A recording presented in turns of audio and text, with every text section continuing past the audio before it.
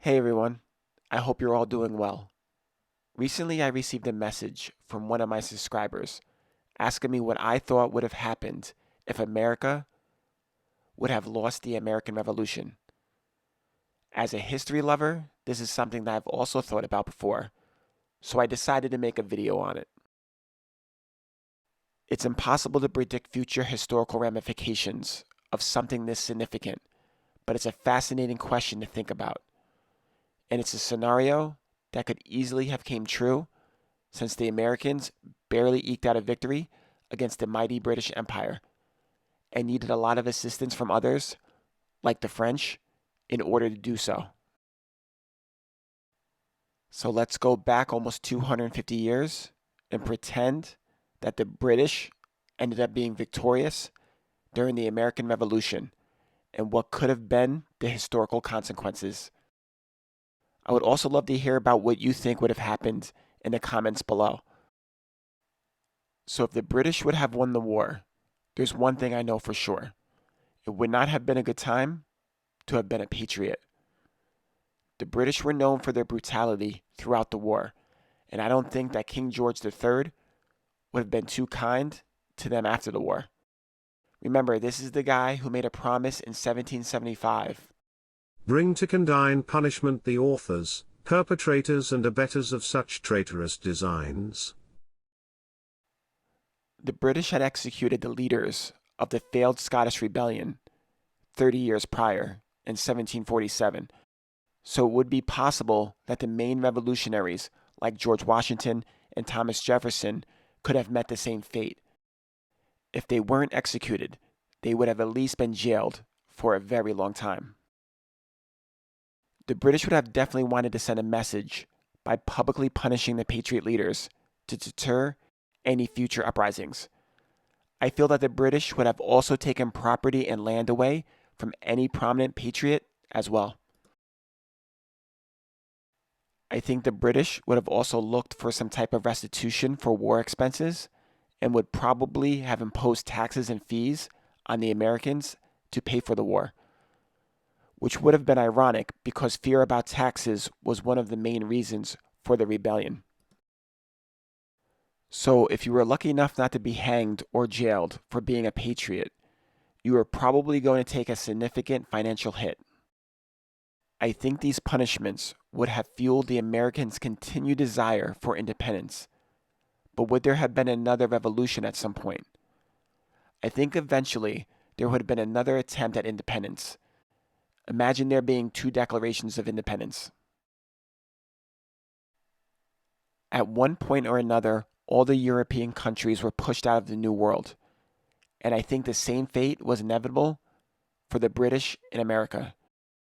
As America grew, it would have been harder and harder for the British Empire to keep control over this rapidly growing colony. So when would the Second American Revolution, that's what we'll call it, have taken place? This is where it gets tricky. You think it would have taken some time before the Patriots attempted another rebellion, since they would have needed to regroup and lick their wounds and recover from whatever punishments the British Empire imposed. My best estimate would have been that the Americans attempted another revolution in the early 1800s.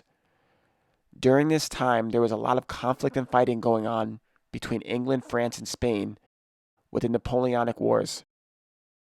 Europe was pretty much a hot mess during this time, and the British had their hands full with the French leader, Napoleon. This would have been a good opportunity for America to once again align themselves with the enemies of the British, like Napoleon, to help from getting out from England's control.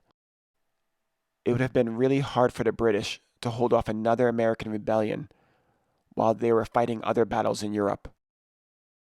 With increased immigration to the US, the population of the American colony in 1800 would have been about double the amount it was during the First American Revolution, which would have helped in regards to more possible Patriot soldiers. I think with all the conflict going on in Europe at the time, that the British would not have been able to win another war against the Patriots, and that America would have become its own nation probably sometime in the early 1800s, roughly 25 to 30 years after their first attempt. This would mean that there probably would be a different set of founding fathers and a bunch of different faces on our money. Since there would have been a different group of Patriot leaders this time, the interesting question is, what would the government structure look like in the United States after the Second American Revolution? George Washington's beliefs in what the government should look like greatly influenced our government structure. Some people thought he should be named king after the American Revolution, but he did not want to be king or anything close to it, with a government run by the people. Now, after the Second American Revolution, what if the lead patriots were more power hungry than Washington? It would have been possible to have an oligarchy, dictatorship, or even a monarchy with a new king set up. In my opinion, since the Americans were revolting against a monarchy, and a lot of these men would have still served under Washington in the first revolution, that there would have been some form of democracy formed. So who would have been this new group of founding fathers that would be immortalized forever with monuments made of them and holidays celebrating them? I think you can rule out most of the original founding fathers, since they would have been severely punished one way or another. So I think it could have been some of the younger, lower level patriots that would have fought in the Continental Army in the original American Revolution, or some strong military men that came right after the Revolution. Some names that come to mind are John Wilkins Jr., Henry Dearborn, Thomas Pinckney, and Wade Hampton. These might not be household names, but they could have been if America lost the war. One famous name, who I think would have been the favorite to have replaced Washington as the father of the country if there was a second attempt at a revolution during this time, would be Andrew Jackson. Jackson was a key military figure for the U.S. during the War of 1812.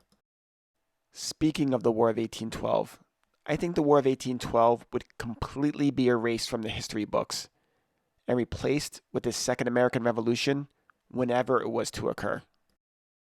If the British would have been able to keep control of the American colony until the 1830s, which I think would have been tough, then it would have probably greatly changed the history of slavery in the U.S. That's because in 1807, the British Parliament abolished the slave trade, and in 1833, it banned the owning of slaves in most of its colonial territories. So if the colonists had lost the original Revolutionary War, would slavery have been abolished sooner on American soil without the need for a civil war? Or would this ban on slavery cause another revolutionary attempt, especially from the South? It is possible that the South could have rebelled against the British and not the North, or the North would have seen this as their chance for independence as well and joined forces with the South. Either way, if America didn't rebel yet, then I think this is another time frame that could have sparked the Second American Revolution. Either way, the South was probably going to eventually fight someone over slavery. So the history on things like slavery, the Civil War, and Abraham Lincoln had the possibility of being vastly different. When do you think the Second American Revolution would have occurred? Let me know in the comments. Once America got its independence, whenever it was, I think the country was going to expand all the way to the Pacific, regardless. It would have just been delayed a little. The Louisiana Purchase occurred in 1803, when the U.S. bought the French territory from Napoleon. I think the most likely scenario is that America would have teamed up with Napoleon and the French in the early 1800s to fight the British. I think the Americans would have still needed some help from someone to gain independence. I think the most likely outcome in this scenario is Napoleon still being defeated by the British in Europe, but America gaining independence across the Atlantic. In this scenario, I think America would have then just taken the Louisiana territory after Napoleon's demise. The French didn't really put great value on this territory at the time and would have been in no position to fight for it. Most of the land in the territory was Native American land anyways, and it wasn't really controlled by the French. The crown jewel of the territory was New Orleans, which sat at the mouth of the Mississippi River and was very important for the Americans to control. Just not sure if the French would still have gifted the Statue of Liberty to the US if they would have taken Louisiana Territory from them, but you never know. So I think the US borders would be relatively similar to what they are now, regardless of when America gained independence from the British, with the exception of the Southwest. In regards to the Southwest, I think the biggest question would be if the United States still would have gotten into a war over the Republic of Texas and other parts of the area. If American independence would have been delayed, would they be in a position to still take control of what is now the American Southwest? And if the Mexican-American War was fought either under different circumstances or at a later date, would Mexico have been in a better position to defend some of the territory? Possibly. I think the Republic of Texas would have been fought over one way or another. If not in the 1840s like it was, maybe later in the 1800s. It is possible that Texas could have been fought over for its oil in the early 1900s, but I don't think it would have lasted that long. I do feel like current day New Mexico, Arizona, and maybe very Southern California would be the only possible territories that might not be under America's control if they would have lost the original American Revolution. What do you think the US borders would look like? I would love to know your opinions in the comments. All things considered, I feel that even if America would have lost the original American Revolution, I think it wouldn't have taken long for a second attempt at independence, and it would have gained independence from the British eventually, and for the most part resemble the country it is today, with a similar government and economic structure. I think expansion to the west was inevitable, with the only thing stopping it is the Pacific Ocean.